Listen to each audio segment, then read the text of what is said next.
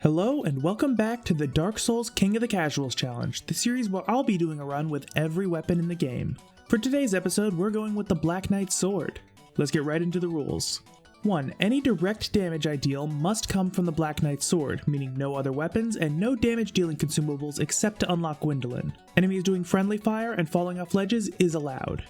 2. Kill all bosses including the DLC. 3. No summons. 4. No breaking the game. While I will be abusing certain exploits and minor glitches to speed up level traversal, I'm not allowed to abuse any major glitches like move swaps, wrong warps, or item duplication. 5. No online features. The Dark Souls servers on PC were down at the time, leaving me no choice, but regardless, since I use cheat software to give myself the necessary items and stats to actually do these runs, it wouldn't be right to interact with other players. Aside from that, everything is fair game. So let's take a look at the Black Knight's Sword. It's a great sword type weapon that can be obtained as a random drop from sword-wielding Black Knights, as the name would suggest. It sports pretty nice base damage alongside a respectable C rank scaling in strength and E rank in dexterity. As a Black Knight weapon, it also has a 20% damage multiplier against demons. It is upgraded with Twinkling Titanite. The Black Knight's Sword requires 20 strength and 18 dexterity to use, so starting as the deprived class, I boost myself up to soul level 16 to get 14 strength and 18 dexterity, allowing me to two-hand it. I will need to level up strength the proper way if I want to one-hand it. So with the Black Knight's Sword and the requisite stats, I make my way through the Undead Asylum. Of course, we've got to test out that plunging attack. Oh yeah, I was expecting that, but it still feels great. See, the Black Knight weapons are known for being pretty damn strong when you consider how early you can get them. Add to that the fact that they get a 20% damage boost against demons, and is it any surprise that the first boss, the Asylum Demon, is a one-hit?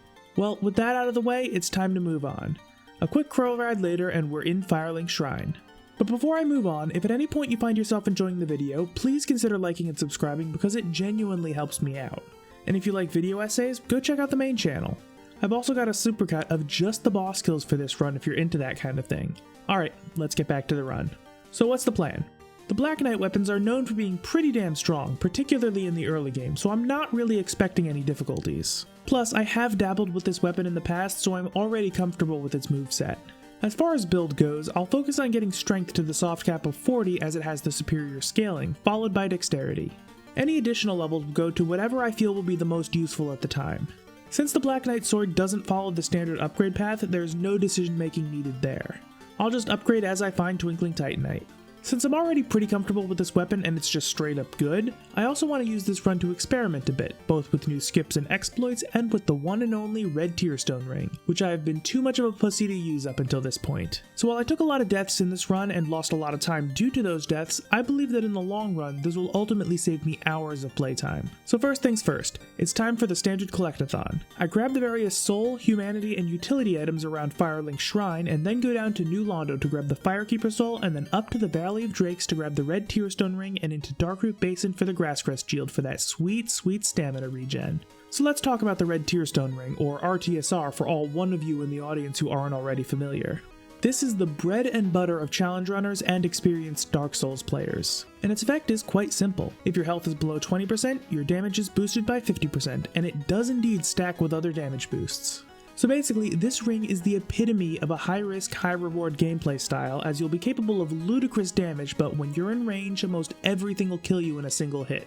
Full disclosure, I've never used the RTSR in any serious capacity, so this will definitely be a learning experience for me. So with that out of the way, let's make our way to the first real boss. The trip through Undead Burg is mostly uneventful, though due to my own stupidity, I end up taking a huge chunk of damage from the Spear Hollow, which conveniently puts me in RTSR range, so I decided to just roll with it. Due to how easy the Taurus Demon is, I probably wouldn't have bothered with setting that up otherwise. So after killing the Hiding Crystal Lizard for its Twinkling Titanite, it's time to take on the Taurus Demon. And of course, I'm a sucker for plunging attacks, so I've gotta see this. Oh yeah. Even though this is an unupgraded weapon, the 20% demon boost plus RTSR makes that an easy one hit. 1800 damage, damn. With that taken care of, I make my way over the Burning Bridge and through the gate, allowing me quick access to the Undead Parish. Before I take on the Bell Gargoyles, I make a quick pit stop at Andre to upgrade my Black Knight Sword to +2. One minor note is that it does cost significantly more souls to upgrade with Twinkling Titanite than the standard upgrade path. Instead of 200 souls per boost, it's a whopping 2,000 souls. Fortunately, I had plenty, and souls will cease to be an issue later in the game. Now it's time for the Bell Gargoyles. So when it comes to the red Tearstone ring, if you want to get the most benefit, you have to go in with the boost active. You really won't get much value out of it otherwise, so one of the questions with each boss is how to set your health up. The most common way is to isolate an enemy and allow them to attack you while you block with your weapon, which will deal chip damage. For the Bell Gargoyles, you can either go with the Hollow Soldiers outside or one of the Horde of Hollows upstairs. I played around with both and ultimately decided to go with the upstairs Hollow. Even though it's a little more risky due to the fact that their combo swings could kill you if you're not careful, I'm not confident in my ability to not be stupid and get one hit if I approach the Horde in RTSR range.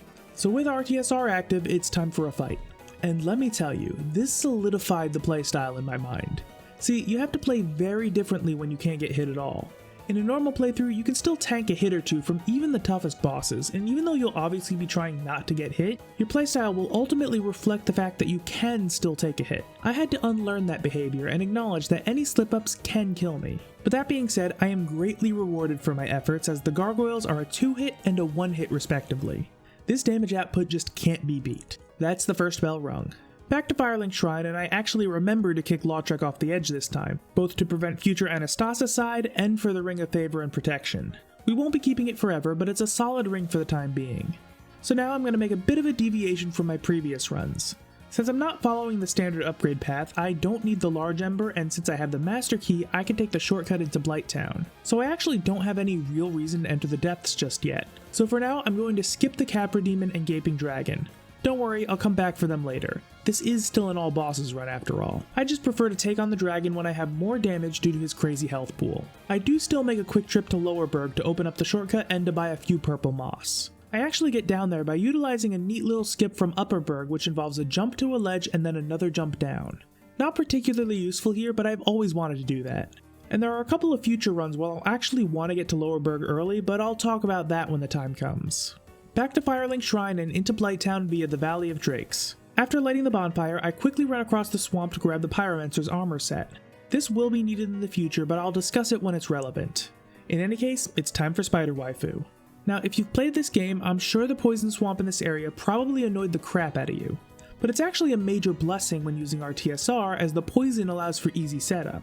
Just pop a purple moss and you're good to go. If you don't want to make that pit stop at the merchant, you could always go to the Darkroot Gardens via Undead Parish and kill some of the plants, or if you're really ballsy, kill one of the blow dart assholes here in Blighttown as they have a guaranteed purple moss drop. But no matter how you get it, that means an easy RTSR setup. Huilag is still pretty tanky for this point in the game, but she's pretty easy once you're used to her, so with all the extra damage, that's the second bell rung. Of course, I do need to quickly visit Best Girl and her bonfire since it'll act as a fast travel point later on. Then a quick suicide run for the Firekeeper soul and we're ready to leave. Making my way back to Undead Parish and it's time for Jigsaw's Fuck Shack. I'm definitely getting better at navigating through these traps. I use the snake skip to break the wall and grab the hero's soul, then move on. I do a bit of platforming to grab the Slumbering Dragon Crest ring. We won't be using it for quite a while, but I'd rather not have to backtrack later. Then I make my way down to the Mimic with a lightning spear. Obviously I can't use it this run, but I end up using the Lloyd's talismans I picked up at the start of the run in an attempt to farm the Symbol of Avarice. I don't end up getting it, but no matter. While it would be helpful to nab it early, it is guaranteed later on, so it's fine. With my errands out of the way, I make my way to the top of the fortress and set up RTSR on the hollow here in preparation for the Metal Man. So a nice thing about this fight is that with a strong weapon and RTSR, for once I'm actually doing nice damage against him despite his resistances. I'm doing so much damage that I don't even bother setting him up to fall off the ledge. 2 swings staggers him, 1 knocks him down, and then I simply kill him before he gets up. On to Pretty City. After a quick detour to kill the Mimic, no Symbol of Avarice, but that's okay.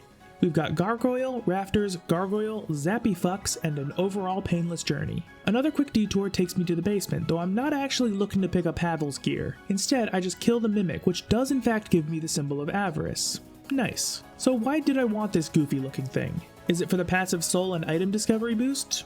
No, I'm much more interested in its secondary effect, a constant slow health drain. Whenever I have this thing equipped, my health will slowly tick down, making it so long boss runs will passively put me in RTSR range, and if an enemy puts me just outside of range, the Symbol of Avarice can get me the rest of the way safely. With that done, I decide to utilize another skip. By simply jumping over this railing here, you can just ignore most of the level. A quick trip to the Giant Blacksmith lets me bring my Black Knight sword up to +4. I opt to not farm for souls to buy the final batch of Twinkling Titanite. I don't think that one upgrade will make or break this next fight, and I can instead just use the souls from that to finish off the upgrades. So using one of the Silver Knights to get me into RTSR range, it's time for Chris-chan and Sonichu. You know, this fight brought me back to my very first serious playthrough of Dark Souls because back then, these guys walled the fuck out of me. The mechanics of the game hadn't fully clicked for me at that point, and for new players, ONS can be a huge difficulty spike. And in this playthrough, these two killed me more than any other boss. But they helped me realize something. I still hadn't properly internalized what it means to play the game with the red Tearstone ring. While I am doing tons of damage, it's not so much that I can just balls to the wall brute force it like I could with the gargoyles or the Iron Golem. So I once again had to unlearn my old way of playing and realize that while I am doing ass loads of damage, I still have to prioritize survival. This is a situation where greed will kill me even more than usual. So once I got that through my thick skull, things went pretty smoothly. And this time, I decided to use a minor piece of AI manipulation when Smo goes Super Saiyan. Nothing too crazy, but when you sprint directly at him, he has an above average chance of using his overhead leap attack, which is easily avoided by continuing to sprint. In any case, the dynamic duo goes down, I pick up the boob vessel, and I use the reward souls to buy some Twinkling Titanite and max out my Black Knight sword.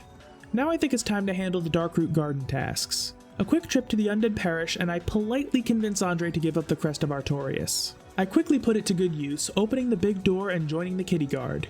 I don't stay long, however, because there's another reason to join besides de-aggroing the gank squad. Joining the kitty guard will make Shiva of the East spawn nearby. He sells a variety of strong weapons, some of which can't be obtained anywhere else. But we're not interested in him, only his bodyguard. Kill him and you can pick up the one and only Flippy Ring. If you're doing fast rolls while wearing this ring, it'll change the animation to a handspring with additional iframes. And since the name of the game with the RTSR is to avoid taking damage, having the best dodge roll will really help with that. So I happily break the Ring of Favor and Protection so that I can wear both the Flippy Ring and the RTSR. I also start slowly dripping levels into Endurance. I want to get it up to 20, both so I can have a little more stamina to work with and for something neat later in the run. Since I'm already in the area, let's take out the Moonlight Butterfly. Due to its extremely low health, I opt to not use RTSR. Like the previous runs, this fight is just a lot of waiting around until the thing decides to approach the bridge, at which point it's an easy one cycle. Time for Puppyzilla.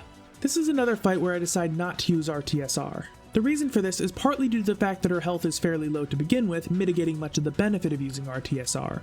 But the main reason is that when she jumps away, her feet deal chip damage. While normally not an issue, it could actually kill me if I go in with low health. In any case, the fight itself was kind of annoying. The doggo just wouldn't stay still, but she's not the toughest boss in the world, so she eventually goes down. I grab the anti-Gwyn ring, and it's time to leave. Back to Firelink, and it's time to head back to the asylum to take care of business. A drop through the breaky floor puts me up against the Asylum Demon 2.0. I opt not to use RTSR here, both because it's a little questionable to set up with the weak hollows upstairs, and because I wasn't entirely sure I could get the numbers right with the fall damage. But this fight is easy nonetheless. And I take him out to claim his Titanite slab, which I for once will not be using. A bit more exploration and we find the peculiar doll and rusted iron ring. With slab, doll, and ring in hand, we're done here, at least for now. Back to Pretty City, a quick jog past the Painting Guardians and into the painted world of Ariamis. As per usual, I don't care about the pickups and shortcuts here, so I just run all the way around, take out the undead dragon, and it's time to face the hot furry. This marks the one and only time I use the Black Knight Sword's R2. See, that attack, while quite strong and dealing a lot of poise damage, is abysmally slow, so there's very little chance to actually use it effectively. But since the first hit on Priscilla is free, why not? Well, in this fight I learned something fairly interesting. See, the way Priscilla's invisibility works is that she becomes visible when staggered, meaning the trick to revealing her is not direct damage, but poise damage. Apparently, the Black Knight Sword doesn't deal a whole lot of poise damage with its R1, at least not relative to its actual damage. In fact, it wasn't until the second to last hit that I actually knocked her out of invisibility. But regardless, in addition to being fluffy, she's also very squishy. So once you know that you have to be a degenerate and look at her feet, this fight is easy. So with that done, it's time to go Lord Soul hunting. I decide to start with the unfinished amalgamation of lava bullshit. First up, gonorrhea. Because this is a poorly designed fight with really fucky hitboxes, I prefer to kill him in the canonically accurate manner, by stealing his sister's clothes, baiting a leap, and knocking him into the lava. Moving on, I drop down this ledge to skip the Capra Demon clusterfuck, light the bonfire, and get ready to face off against Asylum Demon 3.0, using one of the flamey boys to get into RTSR range. This fight is easy as ever, though when you're one hit from death, this arena can be a bit tricky if RNG screws you. Still, my insanely high DPS effectively counters his sizable health pool, and it's an easy victory. Next up, Mr. Fantastic. I opt to not use RTSR for this fight, partly due to his relatively low health pool, but mostly because this fight can be really fucky and I'm not confident that the increased damage will actually save me time in the long run. One annoying thing is that because I haven't been leveling up Vitality at all, seeing as I've been mostly using RTSR, I can't actually survive 2 ticks of lava. So I was forced to fight the Centipede Demon on the smaller platform, as I'll die getting to the bigger one without the orange charred ring. This fight was not the cleanest, but I made it through. I was surprised to learn that if you cut his arm off, it can regenerate. Still, despite this fight sucking, it's not too hard and I take him down before long. On to Unfinished Izalith. As per usual, I make the quick detour to collect the Sunlight Maggot and it's time to fight the Chaotic Bedbug. First limb goes smoothly. Second limb, I make the jump, but learn the hard way that with my low health, the Bedbug can actually one-hit me. Lovely. Well, eventually the second limb goes down, and with a final jump in the middle, I run up to the Bedbug and kill it, right as it casts Chaos Firestorm and one-hits me. But I do get credit for the kill right before respawning, so it's all good. I do end up making my way back to pick up those 60k souls. It's just too much to leave behind. First Lord Soul obtained. Back to Firelink, and it's time to make my way through the catacombs. After the first bonfire, I do one of the most satisfying skips of the run, one that actually feels like it might have been intentional. A few quick drops and we're all the way to the end of the Bone Wheel room, and it's time to fight Pinwheel. I opt not to use RTSR here because... okay, come on, do you really need an explanation here? Even with no damage boosts, Pinwheel is a 3-hit. I move on. Yes, I know I need to learn to navigate this area without a light source, but that's a task for future ads. So here's another deviation from my previous runs. If you've watched the Lucerne and Iaido runs, you'll know that I generally like to grab a duplicate of my weapon, upgrade it to Divine +5, and kill Nito's skeleton servants with it so they won't respawn and I can just focus on the boss. Well, I can't do that with the Black Knight's sword. Even if I had picked up a duplicate, it can only be upgraded via Twinkling Titanite. No divine enchantment for me. So am I gonna fight him the legit way? Hell no, who do you think I am? I'm gonna cheese the fuck out of him. So after making my way to the first bonfire in the Tomb of the Giants, I let Patches kick me down the hole and grab the Skull Lantern. A quick trip back to Firelink and then the Undead Asylum once more. I trade that lantern to Snuggly the Crow for a Ring of Fog. Equipping that alongside the Slumbering Dragoncrest ring from back in Sen's Fortress has a unique effect. See, the Ring of Fog greatly reduces the range at which enemies can see me, and the Slumbering Dragoncrest ring makes it so I make no sound. If you use both of these rings in conjunction, the small skeletons in the boss arena will not aggro you as long as you don't get too close. But since Nito is a boss, he will aggro you from the start, so you've just gotta wait for him to come to you. Obviously, with both ring slots taken up, I can't do RTSR strats. So after a bit of sitting around, an easy fight makes for Lord Soul number 2. So then I make my way back to Pretty City, past the Anger Pigs and into the Duke's Archives. I kill the Crystal Golem and realize that I forgot to go to Darkroot Basin, so I don't get the DLC key. Let's go take care of that. The Ring of Fog makes the run up to the Hydra a lot easier than normal. The asshole will still spit magic out, but since it can't see you, there's usually zero danger until you're close enough for it to not matter. After killing the thing and making a quick trip to murk the Golden Golem to free Lady Dusk, and I decided to clean up the bits I skipped earlier. If you remember, I decided not to take on Capra Demon and Gaping Dragon early on, but as this is an all bosses run, we can't just ignore them. So heading down to Lower Berg, I decided to test out a little trick. See, if you have the Ring of Fog and don't go too far in past the fog wall, the dogs, which are the main challenge in this fight, don't actually aggro onto you, making this an exceptionally easy fight, especially since I'm way overpowered for this part of the game. Goat Boy down. Making my way through the depths, I do that jump to skip past the Torch Hollows, I run down and kill the Channeler. For once, it actually went, well, I wouldn't say it went smoothly, but I at least didn't die this time. Moving on to the bonfire, this Torch Hollow was kind enough to get me into RTSR range, and it's time to fight the Gaping Asshole. And yeah, with maxed out upgrades and scaling that's nearly at the soft cap for both stats, I'm doing crazy damage on this guy. One hit cuts off the tail and the fight goes super smoothly. I'm definitely delaying this fight in future runs because up until now I've always dreaded this fight. Not because it's hard, because it's not, but for how tedious it can be. In any case, it's back to Pretty City and into the archives once more. The Anger Pigs are already dead, so it's a quick trip, and once I kill the Golem, I actually get the DLC key. Funny how that works. One thing that I'm noticing is that the Ring of Fog makes level traversal in general way easier. Enemies oftentimes don't see me at all, or if they do, it's way too late for them to do anything to me. And even when I do have to fight, it prevents them from ganging up on me, making things go far smoother than I'm used to. I may actually pick this ring up even in runs where I don't plan on using the cheese strat against Nito. So now I'm going to attempt one of the more well-known speedrunning tricks, the Duke Skip. This bypasses the mandatory death with Seath and puts you right into the final part of the archives. This skip is mandatory if you're attempting a no-death run. I've never done it before, but I'm gonna do it now. That's what I said at the time, but after trying and failing for a while, I got frustrated and decided to just go the normal route. I do want to eventually implement this into my run, so what I'm gonna do is give it a fair shot with each run, but once I start getting frustrated, I'm not gonna force myself to continue. I should have it down eventually. So I do the prison sequence as usual, though now I get to utilize another neat little trick. See, when you first leave your cell, the alarm goes off and the Pasakas all climb the staircase to attack you. However, if you simply use a homeward bone, the alarm will inexplicably shut off and they'll remain grouped in their little room and you can just ignore them, making it easy to simply grab the key and book it.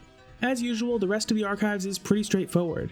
It's easy enough to navigate this area if you're just trying to get through and nothing else. Though this time I skipped the chest containing the cell key.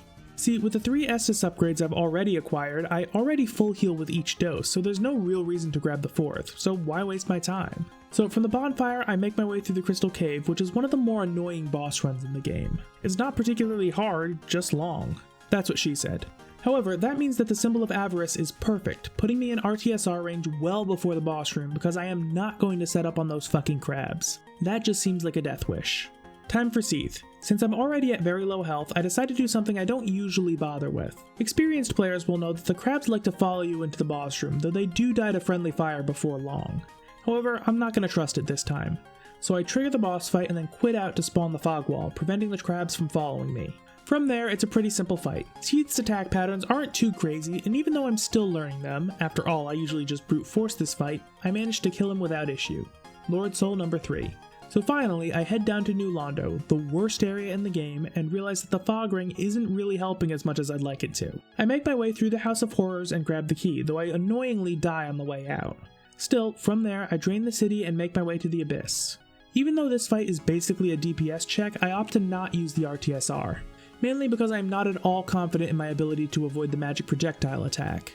Furthermore, since you have to wear the Covenant of Artorias for this fight, I've got to give up a ring anyway, so I decide to stick with the flippy ring. Fortunately, I've got plenty of damage as is, so I abuse a quirk with this boss fight by continuing to attack each king while they're in their death animation, allowing me to turn the 4 kings into the 3 kings. I explain this more thoroughly in the Iaido run. Check that out if you're curious. That's the final Lord Soul, but we're not done yet. There's still the DLC. Heading back to Darkroot Basin, I take the portal to the past. First up is the Sanctuary Guardian. I decide to not use the RTSR for 2 reasons. Firstly, this dude's made out of fucking toilet paper. Seriously, he's got less health than Quilag. And secondly, there's really no good way to set up since he's literally the first enemy you fight and I am not waiting for the symbol of avarice to take me into range from full health. He goes down easy. So now, I'm finally going to explain to you why I got my endurance to exactly 20 and why I picked up the Pyromancer set back in Blight Town. Both of these were to set up for a minor glitch that allows me to do a pretty neat exploit that until recently I didn't even know was possible in the Prepare to Die edition. So for the endurance, part of it was that I wanted to have a reasonable amount of stamina, but I also needed my maximum equip load to be a multiple of 4. See, there's a glitch that's literally known as meme rolls. In the remastered edition, if you have your equip load be between 25% and 29.1%, you can actually chain rolls in the air, meaning you can skip elevators by rolling, and if you time it right, you'll iframe the fall damage. You can also cast fall control and not even have to worry about timing at all. But you see, in the Prepare to Die edition, that equip load window is somewhat smaller. Instead of having a window of 4%, you instead need to be between 25% and 25.000088%. Yeah, not much wiggle room there. However, due to a bunch of technical programming shit, this game does a lot of its calculations using what's known as floating point numbers, which basically means that for its internal calculations, many numbers are either a tiny bit higher or a tiny bit lower than what's displayed in the UI. Though I'm talking a difference of 0.00000005 units of weight. Not anywhere close enough to affect gameplay. But some fucking mad lad discovered that if you have a max equip load where 25% is either a whole or half number, the Pyromancer set will actually set up the floating point values perfectly to fall in that 10,000th of a percent range that you need for meme rolls in the Prepare to Die edition. So by equipping the right weapons to get myself to exactly 15 equip load, I'm able to execute the meme rolls and skip the Royal Woods, unlocking the shortcut in the process. Such a cool trick, and it saves a bunch of time. Because I was setting up for the meme rolls, I didn't set up RTSR, so I decided to just go in as is rather than waiting for the symbol of avarice or going out and finding an enemy, so I just go for the fight without it. I do end up doing stupid shit and dying, so I guess I might as well do it the RTSR way. I'm not super comfortable setting up on the Gardeners since they can do that 3-hit combo, but a combination of taking 1 hit from them and then wearing the symbol of avarice on the run back, which is still fairly lengthy even with the shortcut, allows for a fairly easy setup. Artorias was probably the trickiest fight to learn with the RTSR. See, he's not necessarily the hardest boss, but he does have very small punishment windows. Smaller than Manus and Calamite for sure, and I'd say those are harder fights overall. So learning when exactly I can land a hit without putting myself at any risk was a bit of a process. But in the end, you really do feel like a god at this game. You end up dealing crazy damage, and out of necessity, you kill the boss without getting hit, and it feels great.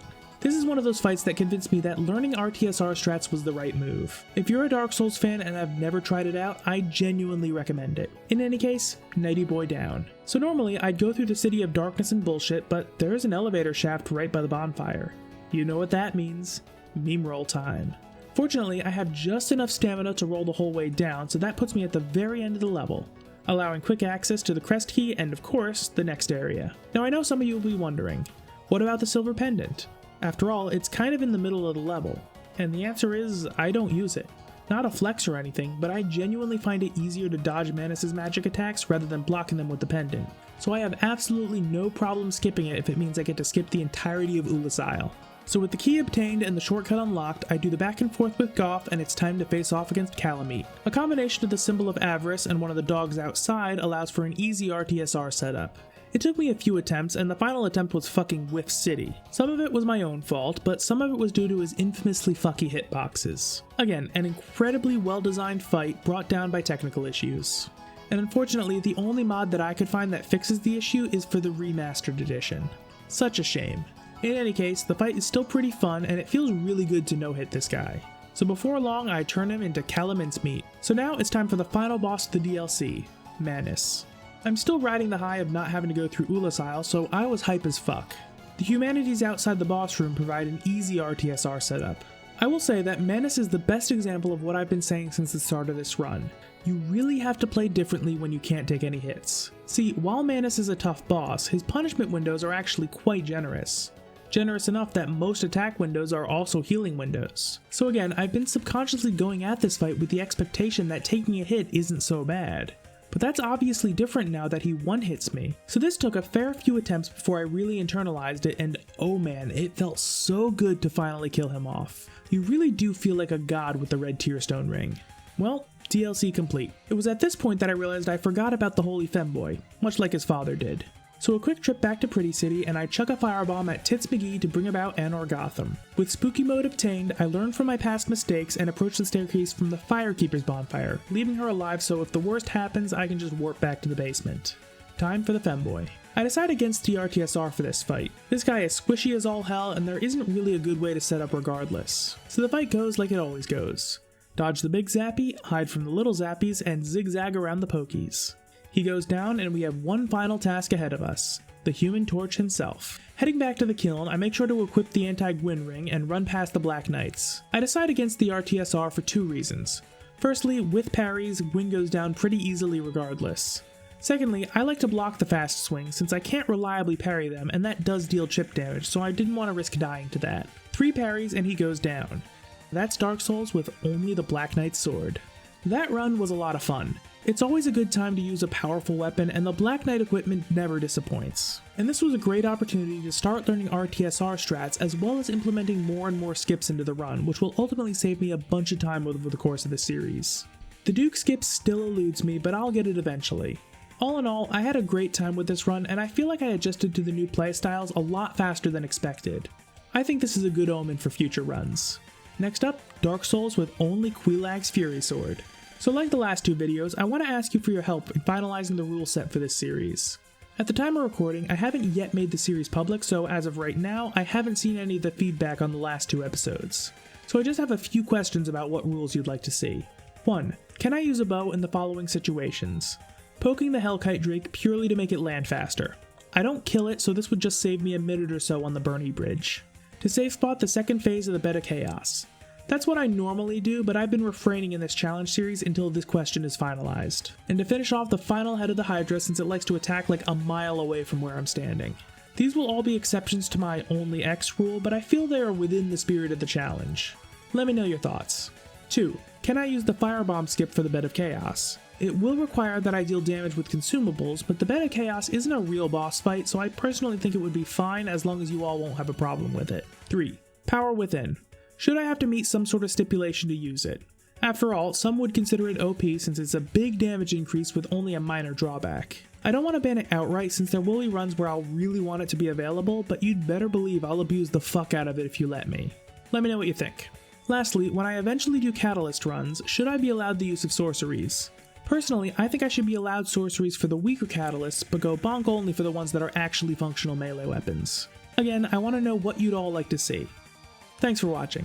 Big thank you to my patrons, especially my god tier supporters Bulk Squathrost, Drago, Fatima, and Michael Rotolo. If you'd like to join them to support me and get early access to content on both my channels, check out Patreon down below.